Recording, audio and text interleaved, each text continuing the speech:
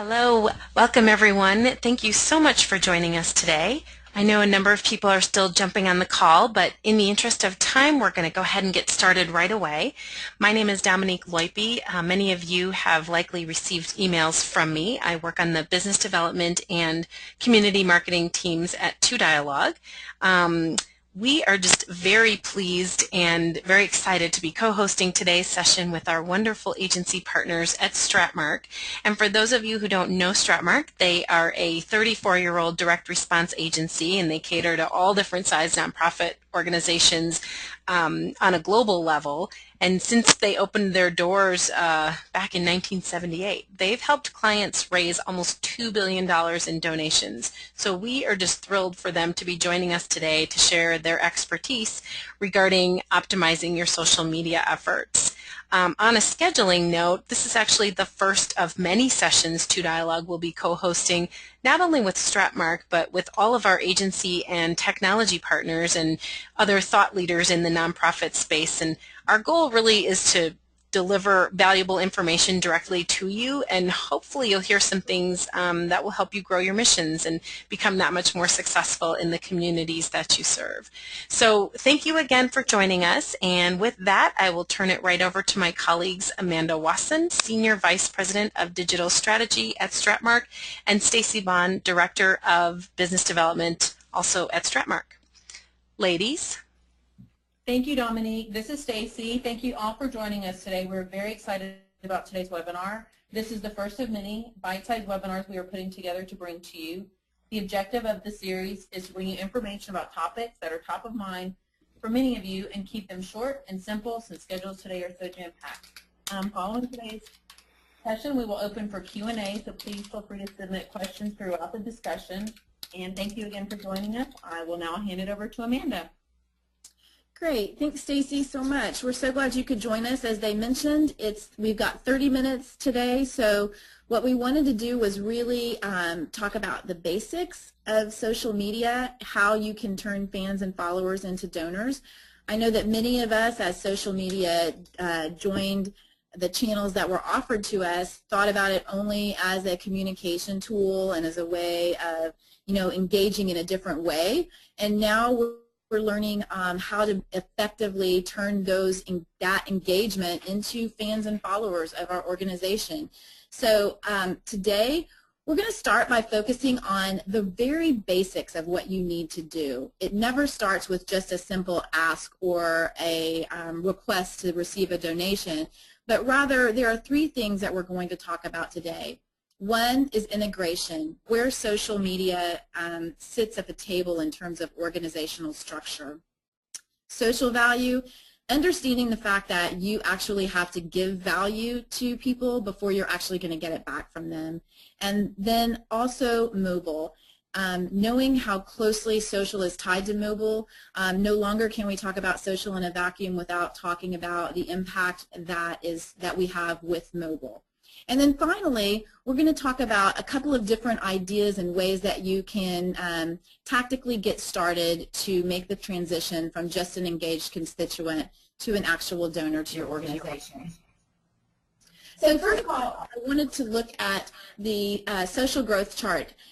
It'll give us a better understanding of who's in the session today to understand where you are in this growth pattern across social media. So as you'll see, we've got 5 different areas that we've identified as phases of social growth. So the first is emerging. Those of you that have less than 100 fans, you're just getting started with social media, but you're excited to at least be starting the process. Those of you that are in a stabilizing place, that have 1,000 fans, you've developed a consistent, constant content stream and you have process in place to maintain that. So you're really stabilizing and you're really seeing some growth. Then from there's the growth phase where it's really you're growing. You have 10,000 fans or followers. Your organization has started to launch some social specific campaigns and you're really growing your base. You're consistently making an effort to grow your base so that you can expand the reach of your program. The next is the expanding phase. So this is where you have 50,000 plus fans or followers.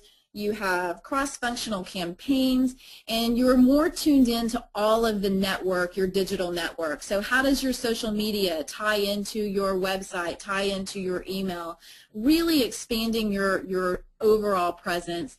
And then finally, there are a few organizations out there in the nonprofit space that are mature, that started at ground zero but now have over 100,000 people following and engaging. They have a robust program and are really cross-promoting.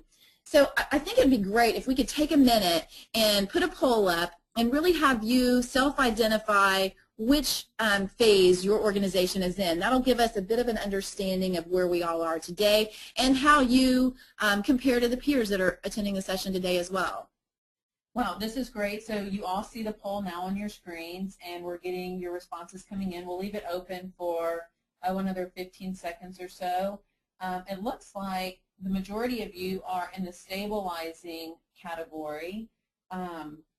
It seems like responses are still coming in, so let's go ahead and keep this live just for a few more seconds. But right now it looks like everyone, the majority, 48%, is stabilizing. So we will share this with you so you can get an idea of where you are compared to your peers. Okay, so that's really great. I mean, I think what that's saying is that more and more organizations are taking the opportunity to really integrate and begin thinking about their social media presence. So I think that really gives us a good understanding. Thanks, Stacy.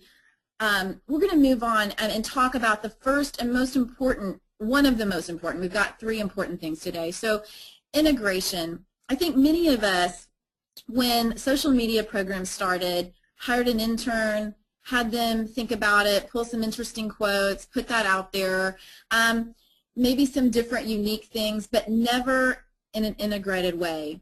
I think the challenge is even those organizations that have dedicated employees to social media have a hard time understanding or placing that person in organizational structure. Do they fit in marketing? Do they fit in communications? And rarely do people consider them a part of development, because in the past it's been, let's not ask those people for money, we're really just trying to engage with them, we want to have a conversation, but we don't want to push them away by asking for a donation. I think now the critical thing is that social must have a seat at the development planning table. When you're thinking about overall communication and you're thinking about tying in all of your channels, specifically now as you're planning for year end, make sure that your social media person or team has a place at that table, so they're engaging and they're developing campaigns and they're developing tactics that tie in with the overall communication strategy. I know one of the things that is often said is, but we have really unique campaigns over here. We're going to do it this way. We're going to talk about fun things.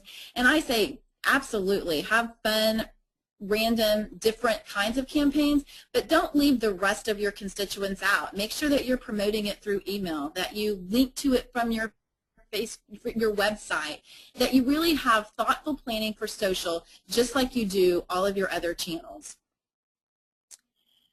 The next thing is to understand that people aren't just going to like you or follow you, and that's going to be a mutually beneficial relationship. You really have to begin to provide value to the person that's coming to your social media space before you're going to be able to extract value or get value back from them. Ask for a donation, ask them to volunteer, ask them to do something for you. You may wonder, why do you have Justin Bieber on the screen along with Jesus Daily? It's an odd combination, I realize, but I think the important thing here is to really look at Justin Bieber as a very, popular person in social media space. If you can see here, he's got around like 45 million people that have liked him, while Jesus Daily, still significant presence, has around, I think it's around 14 million likes. But the most significant part, and why I wanted to show this, was that Jesus Daily, while they had fewer actual people that liked it, they have over 5 million people talking about it. Whereas Justin Bieber only has about 500,000 talking about what he's doing and what he's saying. So you can see the impact of if you have an engaged community, and I'm certainly not saying Justin Bieber's is not engaged, but they're not engaged to the level of Jesus Daily. And I think that's an important thing for us all to remember, that as we grow and build community within our social media, the more we can encourage people to engage with us, to like the photo, to share the content, the more that we're going to build community, other people will see that and join in. And that will set the foundation for us to be able to ask for a gift, ask them to support us. So drive traffic from your existing channels. We talked about that in terms of integration, but encourage engagement once they get there.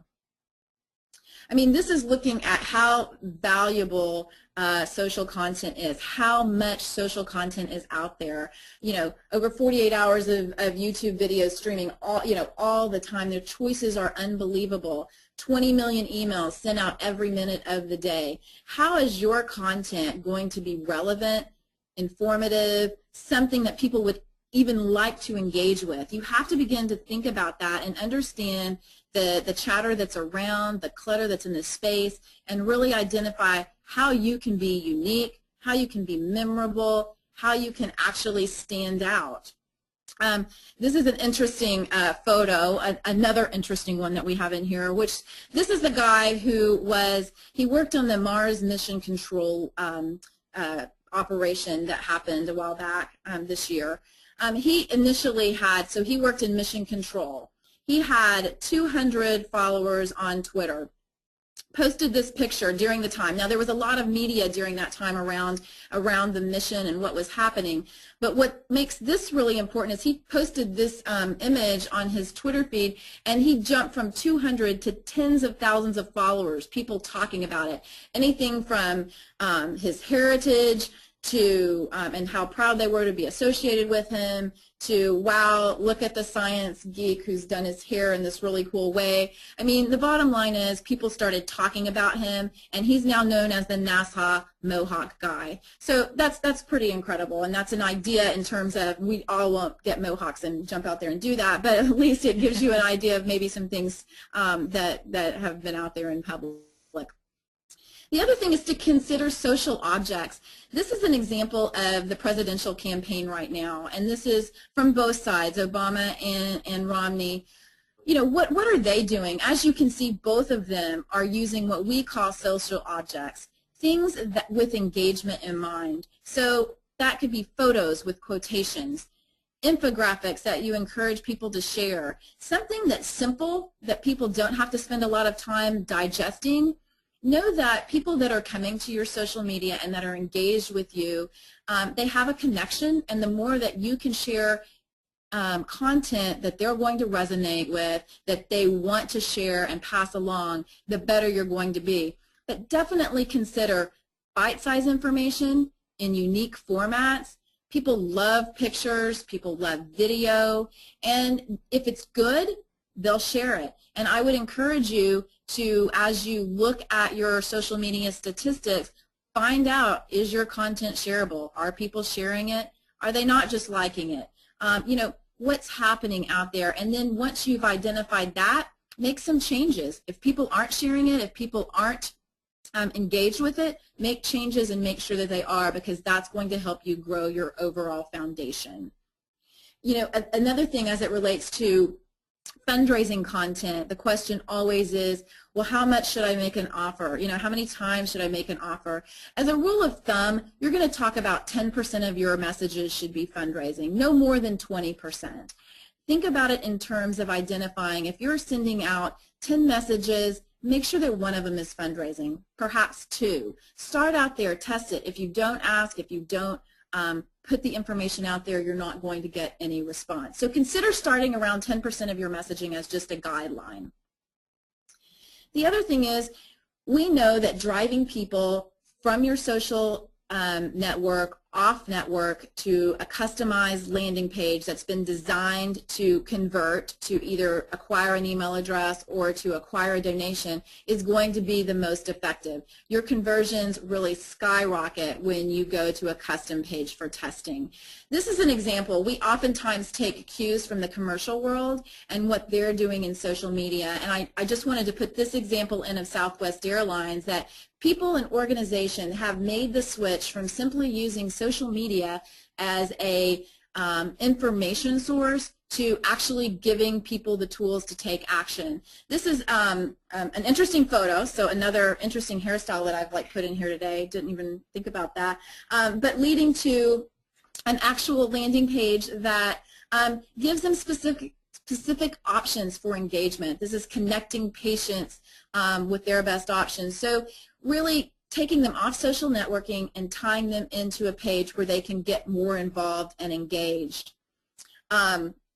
This is an example of one of our clients recently. The Olympics were going on, and this is USA Shooting, and they were really needing to drive traffic, and they wanted to capitalize on the period of time that the Olympics were going on, that they were getting a lot of press. So they would have Facebook posts that led to a specific landing page allowing people to send a note of encouragement to the U.S. shooting team, to show their support for them during the Olympics and to really tie in engagement. So this was a really good engagement device and also acquisition tool for USA Shooting, that they can now take those names that they've acquired, driven through social media, into a conversion path to make them a supporter of the organization.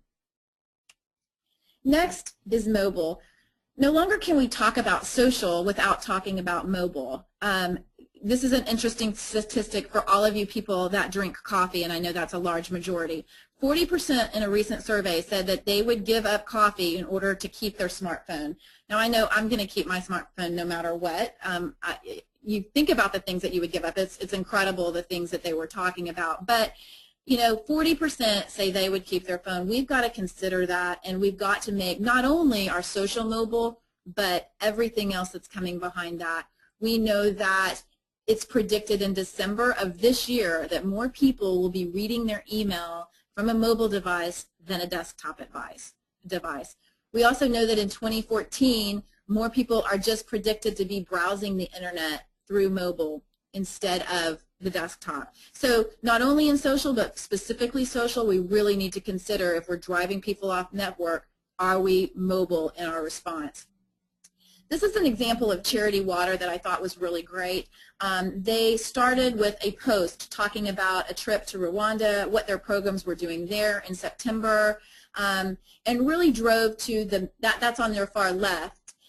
If you go to the middle, that is the mobile optimized landing page. So it's really taking them to deeper stories, what the people, meeting the people that they were actually helping. And if you scroll down that mobile optimized page, you got to the section that is on your far right, which was the opportunity to leave your name, your email address, so that you could keep up with these stories, so that you would hear the latest that was coming out. And that then provides Charity Water the opportunity to take that information and start talking to them in emails and other channels. And we know that the more information that we can get, if we can know what they're doing in social media and know an email address and a physical address, those people are going to be more valuable to our program moving forward. This is just showing you now, if you look at the results currently in research, more people are engaged with their social media on a smartphone than on a desktop. So while those other statistics I said it's predicted to come in December and then 2014, this is already here. Social is already mobile. It's no longer something we could consider but not actually take action on. So then we think, okay, so if we do these basics well, if we really integrate our social media team in actual planning and strategy and really take their cool ideas and mesh them with our traffic driving and our cross-channel promotion, and then we have consistent content that we're putting out there that's shareable, that's interesting, that's engaging the audience, and we make it mobile, okay, what next? What can we do? It's really difficult to, in a vacuum, think about just putting out an offer and people will automatically donate. That sometimes happens, but what we like to think about is looking at the transition or the conversion process in more of a two-step scenario. So really thinking about what can we engage users with from a engagement device, something that would be short, quick for them to do, but something they would engage with. And some of the examples we've put up here, if you're advocacy related, perhaps it's a petition, or it might just be a quiz or a poll, or you might drive to photos or videos that then lead to an acquisition of a name. There's all sorts of things that you as an organization can think about what works for you, what makes the most sense for your organization from engagement. I wanted to show you this is a two-step process that we implemented for one of our clients, Cross International. It was a name acquisition campaign, and we were driving to this landing page on the right from a lot of different channels, but it was heavily focused on social media. The interesting thing is a large majority of the traffic was coming from mobile, so we had to mobile optimize this. But we had posts on Facebook on the left that were asking people to like this, and we were promoting this through other Facebook networks. Like it if they wanted to pray for the millions of AIDS orphans, and then it offered a link to go to the landing page to actually type in your prayer. When you got there on the right, you see we tried to make it as simple as possible. You could add your prayer. You could upload a photo of yourself to go into the angel mosaic, which is in the bottom left. So your picture would be uploaded there, and if you clicked on your picture, your prayer for that AIDS orphan would come up. The idea being that we could share this with others. If you didn't want to upload a picture, you could pick a pre-selected photo option that we had available. So this was a very successful process. People came, they left their prayer, they showed engagement, and then the organization was able to take those new email addresses and begin communicating with them at a deeper level about the program and ask for donations. Additionally, when you actually did finish posting your prayer, we did ask for a donation at that point as well.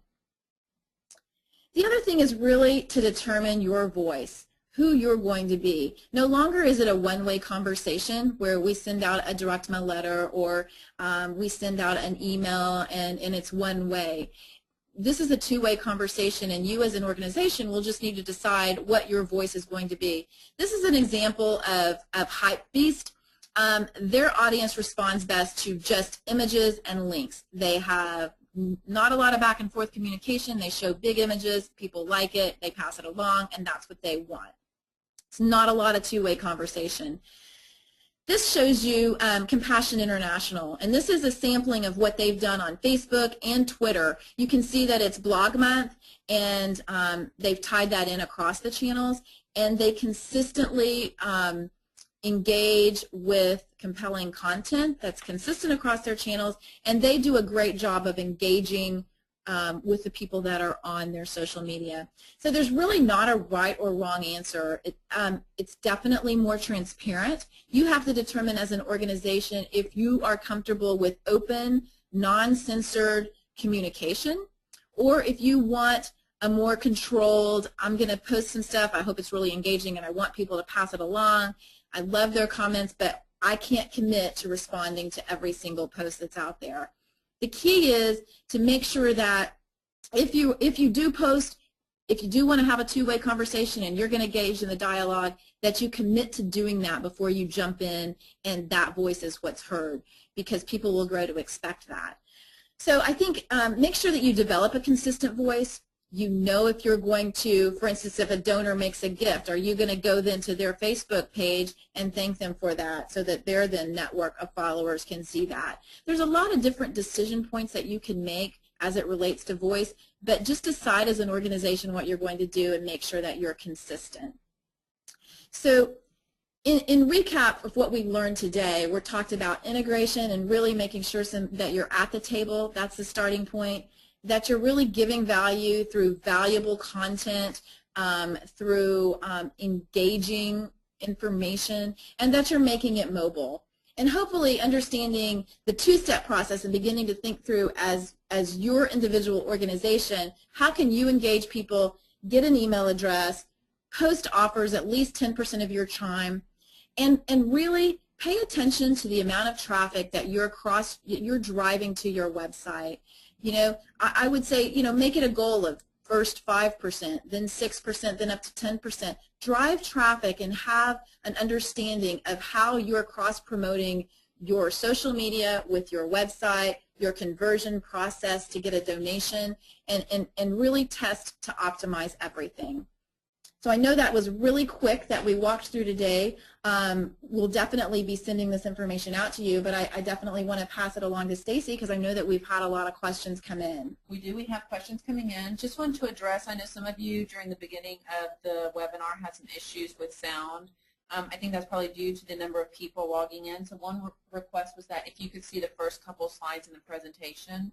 The first slide was today's focus, and Amanda just kind of went through that with the recap. So what we can do is go back and put it on the social growth slide, if you don't mind, Sure. for anyone who was not able to see that. And as Amanda does that, I'm going to go ahead and start walking through some of the questions. Just give us 1 second, we'll get to that slide for you.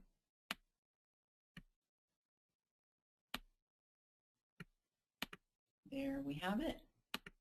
Okay, now we're going to walk through some of the questions that media. If so, are the donations more than $5 to $10? You know what, that's a great question, and I love that question because most of the time in conversations that we have with organizations, they'll say, you know what, I'm really not interested in getting a $5 donor, or maybe they could be valuable, I just don't know.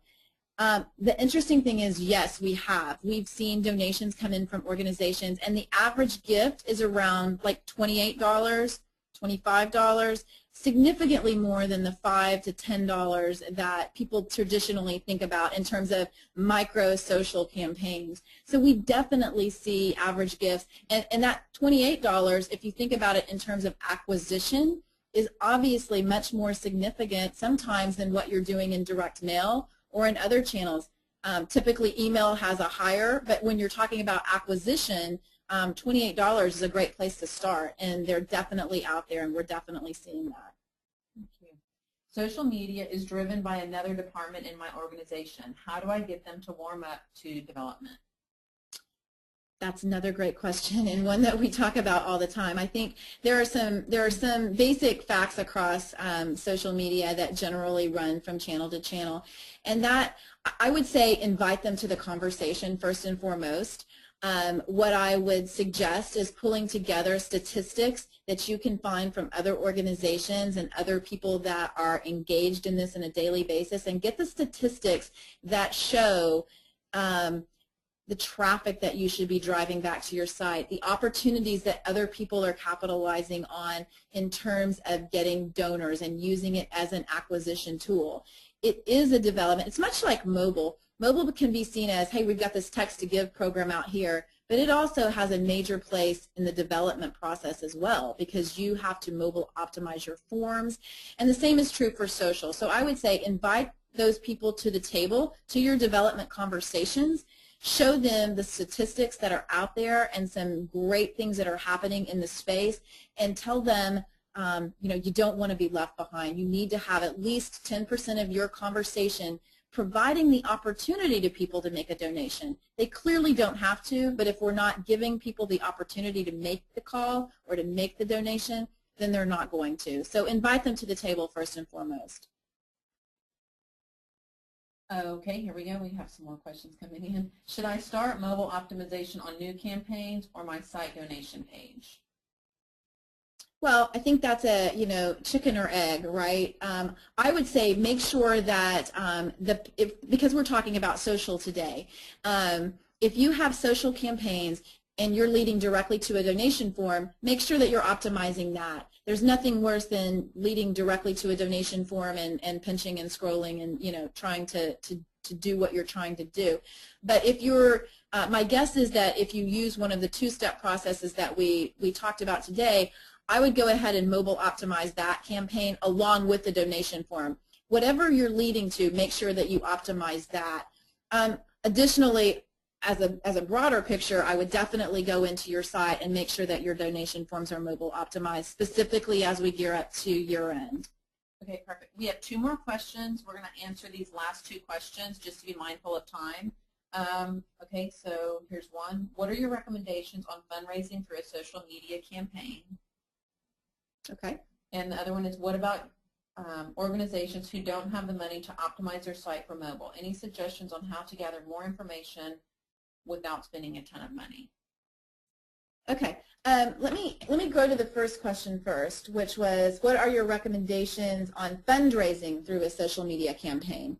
I think at the baseline, you have to start incorporating asks into your communication channel of social media. So determine the offer. You as an organization will have to identify what offer is going to resonate with that audience. And I would suggest testing. So pull together an offer that has done well perhaps in another channel and adapt that for social media. Make sure that at least 10% of the time that you're messaging on the social media channel, that you're taking that offer and you're actually placing it into the stream so that people can engage with it. So select an offer that perhaps start with an offer that's doing well in other channels and then modify it for social media.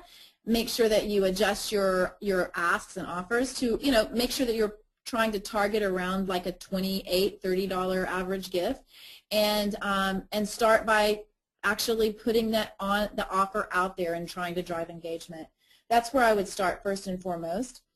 The second question, what about organizations who don't have the money to optimize their site for mobile? Any suggestions on how to gather more information without spending a ton of money? Yes, most people are not going to be able to go out and immediately optimize their entire site. What I would do is start by, an easy place to start in mobile optimization is through your email program. Develop an email template that people can read in mobile format, because as we said before, by December, people are going to be accessing it and reading it the majority of the time through email.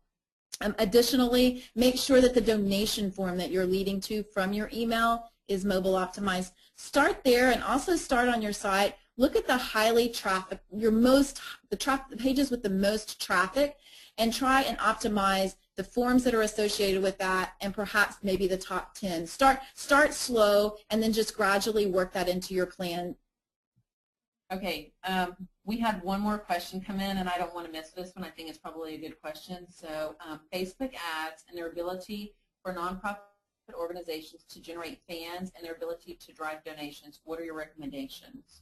That's a great question. And one of the things that, as we look at ways to drive traffic to your social media, one of the most low-cost way and best way to identify a target audience is to test into Facebook ads. There's now so many low-cost ways to highly target individuals at a low cost, under $1,000 a month. Thinking about what kind of a budget can you allocate towards just testing and driving through Facebook. With the targeting that they have available now, that's really important. And one other thing to consider about driving traffic just through search or through advertising, if you have a Google grant, use your Google grant to really drive traffic to your social media. That's free money for you. That's up to $10,000 of free money. If you don't have a Google grant, I would look into getting that. You might have one in place then by the end of the year. They've recently made some changes so that in the past, religious-based organizations weren't able to acquire a grant. Now you can. That's $10,000 worth of free money that you can use to test in. And the Google, what it does is it provides you Google AdWord keywords that you can purchase, and you can use those in search to drive to a landing page. So those are some great ideas in terms of driving traffic immediately and trying to increase your engagement. Thank you. That is all of our questions for today. Thank you all so much for joining us. We will hand this back over to Dominique. Thank you, Stacy. Thank you, Amanda. And I hope you all can hear me. I know we did have some audio challenges in the beginning. And as Stacy mentioned, we are going to put together a summary recap and get that out to all of you. But what a great and informative session, a lot of value. So thank you so much, Stacy and Amanda and Stratmark. And We at 2Dialogue look forward to furthering these thoughtful conversations through our series. So for all of you that are interested, future sessions will be posted on the webinar page at 2Dialogue as they get scheduled. And I just want to thank you all again for attending, and thank you for the important work that you do in our communities. Have a great day and a great weekend.